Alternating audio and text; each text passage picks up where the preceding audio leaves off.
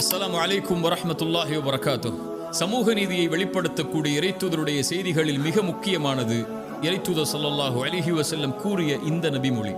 இறைத்தூதர் ஸல்லல்லாஹு அலைஹி வஸல்லம் அவர்கள் சொன்னார்கள், இறைவன் கூறுவதாக, என் அடியானே, அநீதத்தை என் மீது நான் தடை செய்து கொண்டேன், உங்களுக்கு மத்தியிலும் தடை செய்திருக்கிறேன்.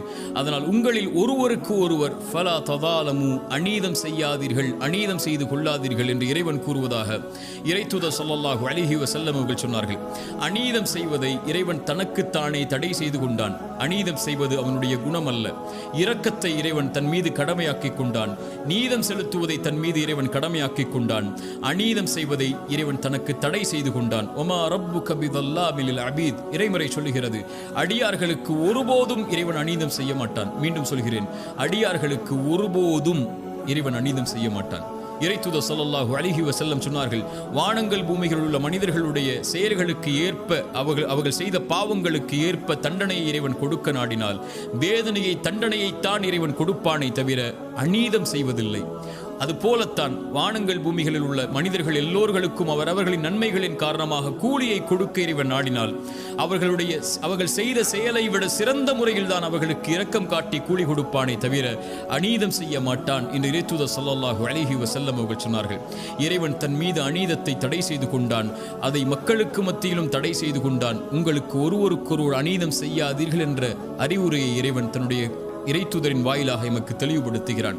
மனிதர்களில் பெரும்பான்மையான மக்கள் அநீதம் செய்யக்கூடியவர்களாகத்தான் தங்களை ஆக்கிக் கொள்கிறார்கள். படைப்புகளில் பலர் தன்னை படைத்த இறைவனுக்கு அநீதம் செய்கிறார்கள். இணை வைப்புதான், படைத்த இறைவனோடு ஒருவரை இணையாக்கி வணங்குதல் தான் இந்த உலகத்தில் இருக்கக்கூடிய அநீதத்தில் மிகப்பெரிய அநீதி. இன்ன ஷிர்க லதுல்முன் அதீம், இணை வைப்புதான் மகத்தான அநீதி. இறைத்தூதர் ஸல்லல்லாஹு அலைஹி வஸல்லம் முஆத் இப்னு ஜபலை அழைத்து கேட்டார்கள், முஆதே, படைப்புகள் படைத்தவனுக்கு செய்ய வேண்டிய கடமை என்ன தெரியுமா? படைப்புகள் படைத்தவனுக்கு செய்ய வேண்டிய கடமை முஆதே, அவனை வணங்குதல், அவனுக்கு ஒருவரையும் இணையாக்காமல் இருத்தல். முஆதே, படைப்புகள் இதை செய்தால் படைத்தவன் அந்த படைப்புகளுக்கு செய்ய வேண்டிய கடமை நீதி என்ன தெரியுமா? இறைவனை வணங்கி அவனை இணையாக்காமல் இருந்தால் அவனை ஒருபோதும் இறைவன் தண்டிக்க கூடாது, வேதனை செய்யக்கூடாது. முஆதே, அதுதான் இறைவன் அவர்களுக்கு காட்டக்கூடிய நீதி என்று இறைத்தூதர் ஸல்லல்லாஹு அலைஹி வஸல்லம் சொன்னார்கள். இந்த நீதிக்கு மாற்றமாக படைத்தவன் ஒருவன் இருக்க, உணவளிப்பவன் ஒருவன் இருக்க, அவனை படைத்து பரிபாலிப்பவன் ஒருவன் இருக்க, படைப்புகள் இன்னொருவரை இறைவன் என்று அழைப்பதுதான் அநீதத்தில் மிகப்பெரிய அநீதி என்பது இறைத்தூதருடைய வார்த்தையாகும்.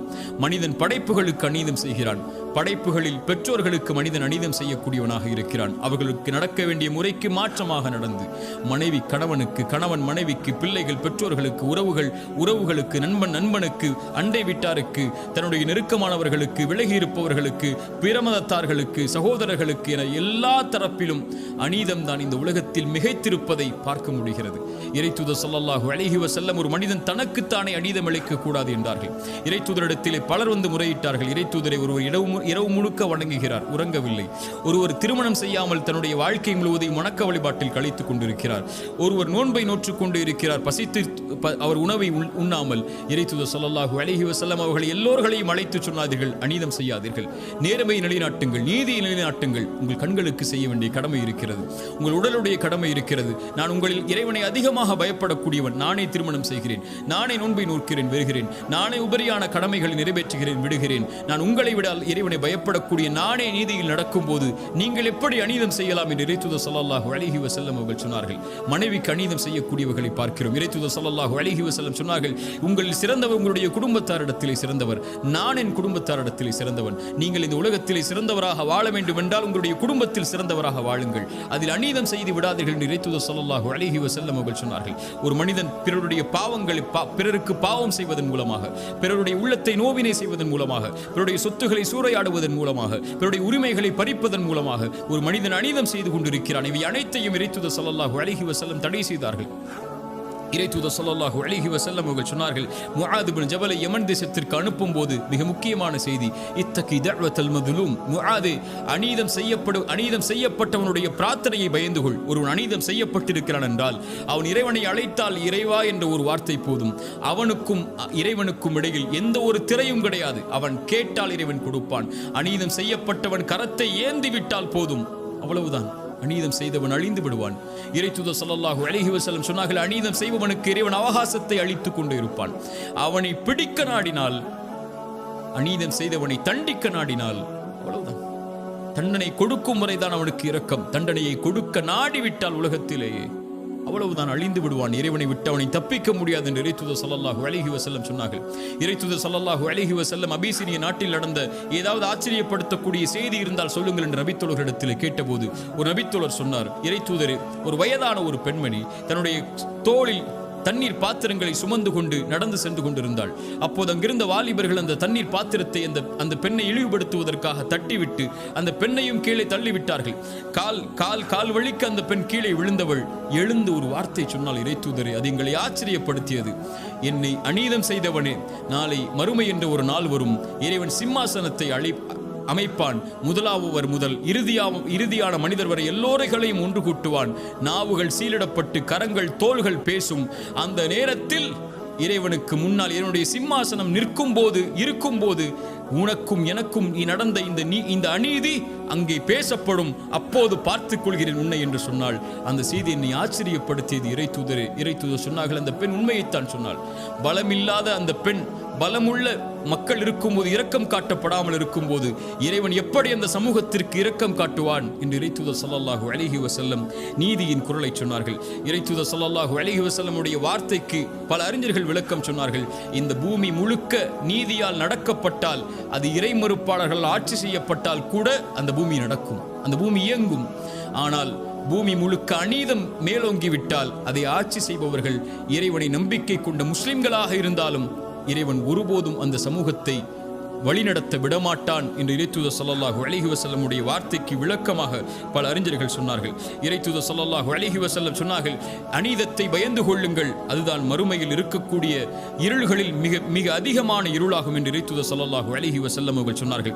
இறைத்தூதர் ஸல்லல்லாஹு அலைஹி வஸல்லம் சொன்னார்கள், இந்த பூமியில் இருக்கக்கூடிய சில பாவங்களுக்கு தண்டனையை இறைவன் விரைவாக முற்படுத்துவான், அதை விரைவாக கொடுக்க வேண்டும் என்று இறைவன் நாடுவான்.